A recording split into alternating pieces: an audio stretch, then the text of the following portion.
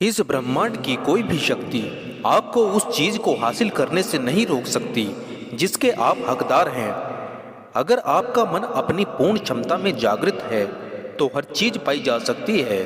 पहाड़ों को भी खाक में मिलाया जा सकता है। प्रबल इच्छा शक्ति के सामने हर चीज को सिर झुकाना पड़ेगा, क्योंकि वह भगवान से आती है। शुद्ध और शक्तिशाली संकल्प सर्वशक्तिमान है।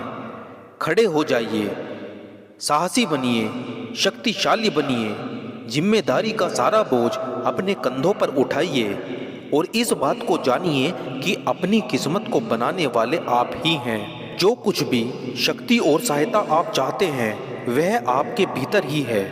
जो लोग पूरे दिल और आत्मा की समस्त शक्तियों से काम करते हैं वे न केवल उसमें सफलता हासिल करते हैं बल्कि उसमें डूबकर छुपे हुए परम सत्य को भी जान लेते हैं। प्रेम की शक्ति ही दुनिया को दुख तकलीफों और मुसीबतों से लड़ने की ताकत देती है। सबसे पहले यह विश्वास करें, इस दुनिया में हर चीज के पीछे कोई ना कोई अर्थ जरूर है। यहाँ कुछ भी बेवजह नहीं होता। इस दुनिया में हर एक चीज अच्छी है, सुंदर है और पवित्र है। अगर आप कुछ गलत देख रहे हैं तो जान लीजिए कि आप ठीक से समझ नहीं पा रहे। हमें अपने दिल को सागर जैसा बड़ा बनाना होगा ताकि दुनिया की तमाम बुराइयां उसमें समाहित हो जाएं, लेकिन हम उनसे जरा भी प्रभावित ना हों।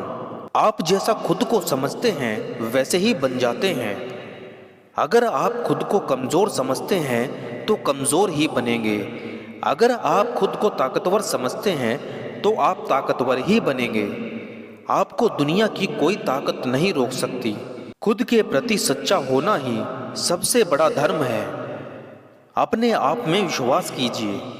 जब तक आप खुद में विश्वास नहीं करेंगे आप भगवान में भी विश्वास नहीं कर सकते।